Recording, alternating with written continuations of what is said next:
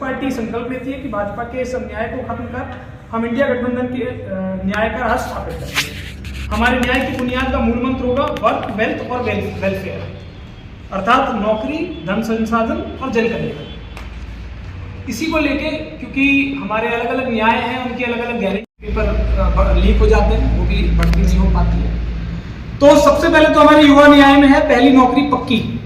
आप जानते हैं कि आपका छोटा भाई होगा, घर में बच्चे होंगे, तो जो बच्चे डिप्लोमा और डिग्री करने के बाद भी जब नौकरी मांगने जाते हैं तो अधिकतर कंपनी उनसे कहती है एक्सपीरियंस कहाँ है, और एक्सपीरियंस के चलते या रेफरेंस के चलते उन्हें नौकरी नहीं मिलती और हार मान के वो बच्चे नौकरी के लिए संघर्ष करना बंद कर देते हैं और घर में बैठते हैं छोटा मोटा कोई काम करते हैं। तो मोदी जी ने कहा था पकौड़े तलते हैं, उस दिशा में भी जाने को मजबूर हो जाते हैं।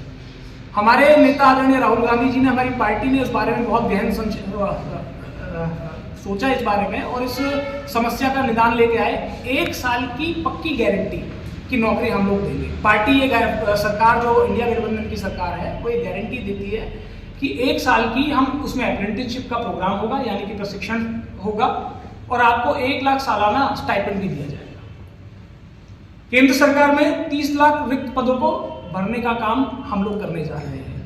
ये नौजवानों के लिए बहुत बड़ी खबर है, लेकिन बहुत बड़ा काम नहीं है, क्योंकि आज भी 9 लाख नौकरियां होम मिनिस्ट्री में, डिफेंस मिनिस्ट्री में और रेलवेज में आज भी खाली पड़ी है। ये सरकार चाहती तो कर सकती थी, लेकिन नियत नहीं, तो हम लोग वो करने जा रहे हैं। स्टार्टअप के लिए 5000 करोड़ का फंड हम लोग बनाएंगे, जिससे कि हमारे जो युवा हैं जो अपनी अपनी कंपनी स्टार्ट कर रहे हैं उससे सरकार उनकी मदद करे, आगे बढ़े हुए। सभी सरकारी परीक्षा में आप जानते हैं कि दुनिया भर के फॉर्म में पैसा लगता है। पैसा वो बेचारे बच्चे, चाहे उनके पिताजी कहीं से लेके आए, चाहे बच्चे कैसे ही अरेंज करें, फॉर्म भर दें, भर्ती लीक हो जाती है, तो वो आवेदन शुल्क हम बिल्कुल निःशुल्क कर देंगे, फ्री में फॉर्म भरा जाएगा सरकारी नौकरी। छात्रों के शैक्षिक ऋण जो है, जो उनकी पढ़ाई का एजुकेशनल लोन है, उसे हम माफ करेंगे। 15 मार्च 2024 यानी कि अब चुनाव से पहले जितना भी लोन होगा एक मुफ्त माफ करेंगे। 21 वर्ष से कम आयु के जो प्रतिभाशाली खिलाड़ी हैं उनको 10,000 रुपये हम लोग देने का वादा कर रहे हैं। आप लोग देखते हैं इतने जो ऊर्जावान बच्चे हैं, इतने टैलेंटेड बच्चे हैं, स्पोर्ट्स में जाते हैं, किसी के पास जूते नहीं है, किसी के पास क्रिकेट खरीदने के पैसे नहीं है, तमाम तरह के। और आप हम लोग आम परिवार से आते हैं, तो ये सब तो हमारे भाई बहनों के साथ होता है। तो 10,000 रुपये की जो सहायता हम लोग दी जाएगी, 1 से 12 तक की शिक्षा निःशुल्क और अनिवार्य की जाएगी। दूसरा है नारी न्याय। आप सोचिए कि जब नारी उत्पीड़न का जिक्र होता है तो कहीं ना कहीं उसके जो तार हैं भाजपा से जुड़े हुए मिलते हैं। ब्रिजभूषण शरण सिंह, कुलदीप सेंगर, रामदुलार गौंड, तमाम तरह के ऐसे नाम हैं। BHU वाले जो थे, जिन पर आरोप लगा था, दुष्कर्म का आरोप लगा था, वो भी भाजपा की IT कंपनी के लोग थे। तो जहाँ जहाँ दुष्कर्म की बात होती है वहाँ कहीं ना कहीं कोई भाजपा ही संलिप्त होता है। हमारे नेता ने महिलाओं को सशक्त करने के लिए नारी न्याय लाए हैं। इसमें सबसे पहली है हमारी महालक्ष्मी योजना। प्रत्येक गरीब परिवार की जो बुजुर्ग महिला होगी उनको सालाना 1 लाख रुपए का की हम लोग मदद कराएंगे। उससे न सिर्फ सशक्तिकरण होगा बल्कि उनका औहदा घर में और समाज में होगा। महिला आरक्षण के नाम पर भाजपा सरकार द्वारा किए गए छल को समाप्त कर 2025 से जो सीटों पर आरक्षण सभा में महिलाएं हमारी आ जाएंगी। उसके बाद कहते हैं कि 29 से पहले कुछ नहीं होगा। तो आप सोचिए कितनी फनी बात है, कितनी हास्यास्पद बात है कि भाई आप एक तरफ तो बिल लेके आ रहे हो, उसके बाद कह रहे हो कि 29 तक कुछ नहीं होगा और 29 के बाद भी कोई स्पेसिफिक डेट नहीं दी है इसकी। हम लोग ये वादा करते हैं कि इंडिया गठबंधन की सरकार बनेगी तो 2025 के बाद जो प्रदेश की विधानसभाओं में जो चुनाव होंगे और जो आने वाला देश का जो 29 का चुनाव होगा, उसमें ये हम पक्का करेंगे कि हमारी माताओं बहनों को उनका भरपूर अधिकार मिले। केंद्र सरकार की 50% नौकरी, ये अपने आप में ऐतिहासिक है कि केंद्र सरकार की जो 50% नौकरी है उनको हम महिलाओं के लिए आरक्षित करेंगे। ये आज तक का सबसे बड़ा ऐतिहासिक फैसला है। इससे हमारी बच्चियों को, हमारी बहनों को, हमारी माताओं को नौकरियां मिलेंगी, सशक्त। और फिर मुझे लगता है कि ब्रिजभूषण सिंह और कुलदीप सेंगर जैसे जो लोग समाज में घूम रहे हैं, ये भी डरेंगे जब माताएं बहनें मजबूत होगी। तो तीसरा है किसान न्याय। ये बात तो किसी से छुपी नहीं है कि आज तक भारत में ऐसी सरकार नहीं बनी कि जिसके कार्यकाल में 700 से ज्यादा किसान मृत्यु हुई, और उसके बाद भी, और सरकार को झुकना पड़ा, 3 काले कानून वापस लेने गया, उसके बाद भी दोबारा से शुरू हो गया आंदोलन और सरकार ने बिल्कुल कोई ध्यान नहीं दिया। हम ये वादा करते हैं, उनकी मांग क्योंकि MSP की थी, हम ये वादा करते हैं कि स्वामीनाथन आयोग की सिफारिशों के अनुसार न्यूनतम समर्थन मूल्य यानी कि MSP को कानूनी गारंटी दी जाएगी। फसल बीमा योजना जो होती है, आप देखते हैं हमारे आए दिन किसान भाई जो है वो योजना के तहत उस पैसे के लिए दर दर भटक रहे होते हैं। हम ये सुनिश्चित करेंगे कि 30 दिन के अंदर अंदर जो उनका बीमा योजना के तहत जो पैसा बनता है, जो उनको मुआवजा बनता है, वो 30 दिन के अंदर उन तक पहुँच जाए। कृषि के जो संसाधन हैं, जो कृषि यंत्र हैं या खाद इत्यादि हैं, आज इन पर भी जीएसटी है। खैर ये तो छोटी बात है, रोटी और आप दूध और दही पे भी जीएसटी है। तो हम ये वादा करते हैं कि किसी के कृषि के किसी भी उत्पाद पर जीएसटी नहीं लगेगी, उन्हें जीएसटी मुक्त रहेगी। इसके बाद आता है श्रमिक न्याय। सभी श्रमिकों को प्रतिदिन 400 रुपए न्यूनतम राष्ट्रीय वेतन की गारंटी दी जाएगी। गिग और असंगठित श्रमिकों के अधिकारों को संरक्षित करने के लिए कानून बनाया जाएगा। मनरेगा के तहत मजदूरी बढ़ाकर 400 रुपए प्रतिदिन की जाएगी। और अब ये थोड़ा ध्यान से सुनिएगा, आप लोगों के लिए है। पत्रकारों को राज्य की बलपूर्वक कार्यवाही से बचाने के लिए कानून बनाया जाएगा। आप देखते हैं कि कितने क्रांतिकारी युवा हम देखते हैं कि अपने फोन से वो ऐसी वीडियोस बना लेते हैं जिससे सरकार की कलई खुल जाती है। एक बच्चा था, एक सरकारी स्कूल में कुछ बच्चे थे, तो एक युवा पत्रकार ने, आपको याद होगा, वीडियो बना ली थी कि वो नमक से रोटी खा रहे थे और उस पर ये सरकार डींगे हाँकती है कि हमने इतना विकास कर दिया। उसने वो वीडियो बनाई, उसको भी गिरफ्तार कर लिया गया था। तो ऐसे तमाम ऐसे मामले, और यहाँ नहीं, पूरे देश में, मध्य प्रदेश में भी है। एक जगह तो फोटो वायरल हो रही थी, पत्रकारों का कपड़े तक उतार लिए, थाने में बिठा रखा था। तो हम लोग आप लोगों के बारे में सोच रहे हैं, अब आप लोग हमारे बारे में कितना सोच रहे हैं दूसरी बात है, लेकिन हम लोग आपके बारे में बलपूर्वक सरकार, चाहे वो किसी की हो, हमारी हो, इनकी हो, कभी भी पत्रकारों के कामों में हस्तक्षेप नहीं करता है। सेंसरशिप के नाम पर राज्य को बेलगाम शक्तियां देने वाले सभी अधिनियमों में संशोधन किया जाएगा। जो ये लॉज निकाल रहे हैं हमारी सोशल मीडिया, डिजिटल मीडिया को कंट्रोल करने के लिए, इनको संशोधन करके ठीक करने का काम करेंगे। इसके बाद है आर्थिक न्याय। कांग्रेस रोजगार रहित जॉबलेस विकास के भाजपा के मॉडल को खत्म करके एक ऐसे विकास मॉडल को विकसित करेगी जो रोजगार केंद्रित होगा। अग्निपथ योजना को समाप्त कर पुनः पूर्ण रूप से सामान्य भर्ती शुरू की जाएगी। आप सोचिए कि हमारे 22-22, 23-23 साल के नौजवानों को तो ये रिटायर करने की योजना ला रहे हैं और खुद 70-75 साल के होके कह रहे हैं कि एक बार और मोदी सरकार। तो आप सोचिए कितना अत्याचार और अन्याय हम युवाओं के साथ, हमारे नौजवानों के साथ कर रही है सरकार। आंगनबाड़ी कार्यकर्ताओं की संख्या दुगनी कर 14 लाख अतिरिक्त नौकरियों के अवसर पैदा किए जाएंगे। जीडीपी में मैन्युफैक्चरिंग की हिस्सेदारी 14% से बढ़ाकर 20% की जाएगी। अपने आप में ऐतिहासिक है। इसके साथ ही एक और महत्वपूर्ण मुद्दा है, यह है हिस्सेदारी में।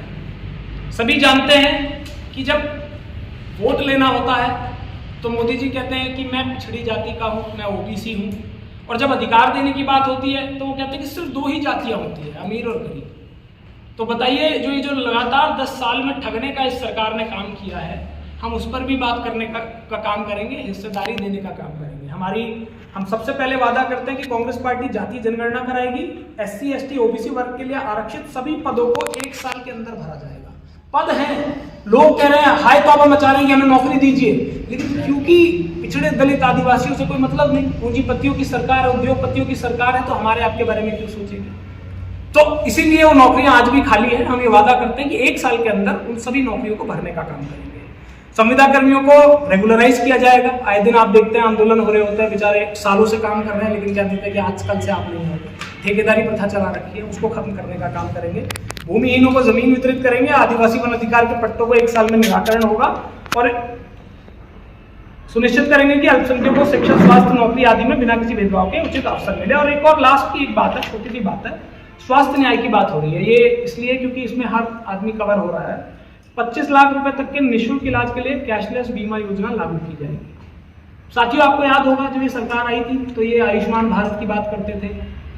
प्रधानमंत्री मोदी जी भी और इनके प्रवक्ता भी आए दिन कहते रहते थे कि ये आयुष्मान भारत बहुत बड़ा हो गया। हम नहीं कह रहे, CAG ने कहा, जो सरकारी एजेंसी है, उन्होंने इनका भ्रष्टाचार उजागर किया कि भाई 90,000 मरे हुए लोगों को इन्होंने मुआवजा दिया, इलाज के लिए मुआवजा दिया। अब आप बताइए वो पैसा किसके पास चला गया। 1.25 करोड़ लोग ऐसे हैं, 1.25 करोड़ लोग सोचिए कि जिनका जो नंबर है, जिनका जो डेटा है फर्जी नंबर पे कनेक्ट है। तो 1.25 करोड़ लोगों को पैसा जो है आयुष्मान भारत के तहत जो गया, किसकी जेब में गया। और ये सवाल CAG ने पूछा, और जब हमने भी पूछना शुरू किया तो मोदी जी के यहाँ से आदेश आ गया CAG वाले अधिकारियों को, अभी आप ग्राउंड रिपोर्टिंग नहीं करेंगे। उसके बाद कभी चर्चा ही नहीं हुई। तो हम ऐसी वाली योजना की बात नहीं कर रहे हैं। आयुष्मान योजना आपके सामने फ्लॉप हो गई। हम ये वादा करते हैं कि 25 लाख रुपए तक के निःशुल्क इलाज के लिए कैशलेस बीमा योजना लागू की जाएगी। इसका मतलब, और हम ये सिर्फ वादा नहीं कहते, राजस्थान में हमने करके दिखाया है, कर्नाटक में, हिमाचल प्रदेश में जो गारंटी की बात हमने की थी, हमारे नेता राहुल गांधी जी ने बात करी थी, वो निभाई है। हम जुमले वाले तो लोग हैं नहीं। स्वास्थ्य के लिए बजट आवंटन को ये लोग लगातार घटाते जा रहे हैं, लगातार घटाते जा रहे हैं। हम ये वादा करते हैं कि जीडीपी का 4% इसको किया जाएगा। साथियों, मुद्दे बहुत सारे हैं, हर वर्ग के मुद्दे हैं, और ये जो न्याय पत्र है आप देखेंगे इसमें, ये हर पन्ने पर हमारे नौजवान, महिला, माता, बहनें, सैनिक, सबके बारे में बात करेंगे। गिग वर्कर्स, कोई ऐसा बचा नहीं है जिसके बारे में इस घोषणा पत्र में, इस न्याय पत्र में बात नहीं की। लेकिन मैंने सोचा कि संक्षेप में आपको ये जो जानकारी है, हम लोग आपका जो ब्रॉडकास्ट लिस्ट होगी उसके माध्यम से PDF फाइल के थ्रू भी करा देंगे, और यहाँ पर आपको लिखित ये पेपर्स है, ये सब आपको डिस्ट्रीब्यूट हो जाएंगे। हमारा उद्देश्य ये है इस प्रेस कॉन्फ्रेंस के माध्यम से, आप सब पत्रकार साथियों के माध्यम से, क्योंकि जिस समय में हम लोग हैं, इलेक्टोरल बॉन्ड का सारा पैसा हजारों करोड़ बीजेपी के पास है, बड़े बड़े उद्योगपति सब बीजेपी के साथ हैं। हमारी लड़ाई में आम जनता हमारा साथ है, आप जैसे पत्रकार साथी हमारा साथ दे रहे हैं, उसमें ज़रूरी है कि हमारी बात नीचे तक, हर तबके तक पहुँचे। तो हम लोग उम्मीद करते हैं कि आप लोगों का सहयोग हमें मिलेगा, और आम जनता को पता चलेगा कि एक सरकार वो है जो सिर्फ पूंजीपतियों की बात करती है, और एक सरकार ये है जो इंडिया गठबंधन की है, राहुल गांधी की है, मल्लिकार्जुन खड़गे साहब की है, कि जो आम आदमी के साथ काम करेगी। तो आपसे बस यही आग्रह है कि इन सब बातों के साथ जनता में जाने में आप लोग हमारी मदद करेंगे। साथियों नमस्कार, मेरा नाम अनिल यादव है, और मैं उत्तर प्रदेश कांग्रेस कमेटी से प्रदेश का प्रवक्ता हूँ। सबसे पहले तो आप लोगों को आज चैत्र नवरात्र की हार्दिक शुभकामनाएं। मैं ईश्वर से प्रार्थना करता हूँ कि माँ की कृपा आप सब पर बनी रहे, और क्योंकि आप सभी जानते हैं कि जो देश और प्रदेश में जो सरकार चल रही है, जो डबल इंजन की सरकार है, उससे आम आदमी का जो जीवन है वो दुभर हो गया है। निरंतर जख्म दिए गए हैं, चाहे उसमें किसी भी आप पटल पे बात कर लीजिए, चाहे महिलाओं की बात कर लीजिए, छात्रों की बात कर लीजिए, किसानों की बात कर लीजिए, श्रमिकों की बात कर लीजिए। उन्हीं घावों पर मरहम लगाने के लिए हमारे नेता, हमारे राष्ट्रीय अध्यक्ष आदरणीय मल्लिकार्जुन खड़गे साहब ने, राहुल गांधी जी ने, प्रियंका गांधी जी ने, सोनिया गांधी जी ने, और उनके समेत सभी जो वरिष्ठ नेता हैं, उनके साथ सभी लोगों ने हमारी पार्टी का न्याय पत्र जारी किया था। आज उत्तर प्रदेश कांग्रेस कमेटी की तरफ से मैं यहाँ पर मौजूद हूँ, और मेरे साथ में नगर अध्यक्ष जी हैं, प्रभारी महोदय हैं, पूर्व में प्रत्याशी रहे, सभी अधिकतर वरिष्ठ लोग सभी यहाँ पर मौजूद हैं। और मेरा संशय ये है, मेरा आने का जो पर्पस है वो ये है कि आपके माध्यम से इस जो न्याय पत्र है इसकी बात आम जनता तक पहुँचाई जाए, और यूपी के हिसाब से ये जो न्याय पत्र है ये और भी प्रासंगिक है। साथियों, बीते वर्षों में भाजपा की यूपी और केंद्र सरकार ने देश और प्रदेश के सामाजिक, राजनीतिक, आर्थिक और संवैधानिक ताने बाने को तहस नहस कर दिया। किसानों को आमदनी से, युवाओं को, और गाड़ी पर भी सर जिम्मेदारी का हमला हुआ था, सर क्या करेंगे? देखिए, विरोध नहीं है, ये तो भारतीय जनता पार्टी जब डरती है इस तरीके की चीज़ें करने लगती है। हमने तो देखा कि भूपेंद्र चौधरी को वहाँ पर उनके ही कार्यकर्ताओं ने बंदी बना लिया, और ये तो आप ही के पास बरेली की घटना है। तो इस हिसाब से तो माना जाए तो ये तो प्रदेश में जब प्रदेश अध्यक्ष में बंदी बना लिया जाता है, तो इस हिसाब से तो हम बहुत अच्छी स्थिति में। नहीं सर, वो सारे मुस्लिम मतदाता थे जिन्होंने घेराव किया था, नमाज भी नहीं पढ़नी थी वहाँ पर। देखिए, वैसे तो ये क्योंकि संगठन का विषय है, यहाँ पे जो क्षेत्रीय लोग होंगे इसका जवाब देंगे, लेकिन मैं समझता हूँ कि कई बार ऑफिस के लिए कई सारी चीज़ें होती हैं, और इस पर चर्चा, इस पर बहुत ज़्यादा विषय पे चर्चा इसलिए नहीं करनी चाहिए क्योंकि आज आम जनता चाहती है कि इंडिया गठबंधन की सरकार है, और ये चुनाव किसी व्यक्ति विशेष से बहुत बड़ा है। सर, अमरोहा के मुस्लिम मतदाताओं का साफ कहना है कि उन्हें परेशानी राहुल या अखिलेश से नहीं है, प्रत्याशी से है। देखिए, मैं तो ये मानता हूँ कि जब एक सांसद चुना जाता है तो वो किसी धर्म विशेष का नहीं, वो उतना हिंदुओं का, उतना मुसलमानों का है, उसकी जिम्मेदारी सभी के प्रति है। परेशानी क्या है सांसद से, तो पता चले। एक सवाल ये है कि कर्णी सेना के जो अध्यक्ष हैं राज शेखावत, उनको गुजरात पुलिस ने गिरफ्तार किया है और उनकी पगड़ी भी निकाल कर फेंक दी। मैं समझ नहीं पाया क्या बात है। जो कर्णी सेना के नेता हैं राज शेखावत, उनको गुजरात पुलिस ने गिरफ्तार किया और उनकी पगड़ी को फेंक दिया। देखिए, लोकतंत्र बचा नहीं है जो इनकी बात नहीं करेगा।